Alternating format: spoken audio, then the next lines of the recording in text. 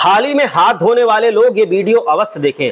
भोजन के जरूरी नियम आप में से बहुत से लोग होंगे जो नहीं जानते होंगे। ऐसे बहुत से लोग होंगे जो खाना खाने के बाद थाली में हाथ धो लेते होंगे। थाली में हाथ धोने से पैसों की कमी, हेल्थ प्रॉब्लम्स और बहुत सारी और प्रॉब्लम्स हमें फेस करनी पड़ती हैं। सुनने में आपको अजीब जरूर लग रहा होगा, लेकिन ये सच है। हिंदू धर्म की मान्यता के अनुसार खाने की थाली में हाथ धोना बेहद ही अशुभ माना गया है, लेकिन बहुत से लोगों की आदतों में ये शामिल होता है कि वो खाना खाने के बाद बैठे बैठे ही थाली में हाथ धोकर अपनी जगह से उठते हैं। ऐसा करने से माता लक्ष्मी और माता अन्नपूर्णा दोनों का अपमान होता है, वो आपसे रूठ जाती हैं। कुछ आदतें ऐसी होती हैं जो देखने में तो अच्छी लगती हैं, लेकिन वो सच में अच्छी होती नहीं हैं। कई बार लोग अनजाने में ऐसी गलतियां कर जाते हैं, लेकिन जानबूझकर ऐसी गलतियां करने वाले लोग सावधान हो जाएं। इसीलिए जानते हैं वास्तुशास्त्र के हिसाब से बताए गए भोजन के जरूरी नियम।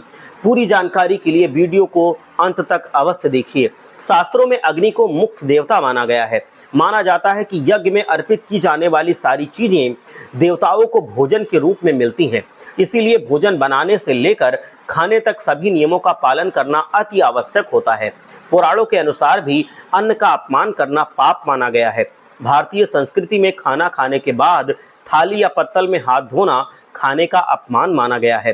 थाली में कभी भी जूठा नहीं छोड़ना चाहिए। खाने के बाद थाली को कभी बेड या टेबल के नीचे नहीं रखना चाहिए।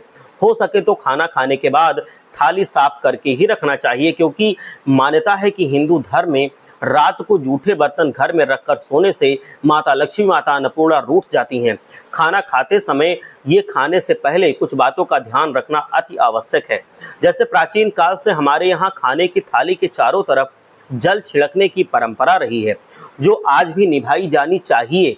ये बात और है कि अब कम लोग निभाते हैं। थाली के चारों तरफ जल छिड़कने से अन्न देवता प्रसन्न होते हैं। इसके पीछे एक कारण ये भी है कि पहले के लोग ज्यादातर जमीन पे बैठकर खाना खाते थे।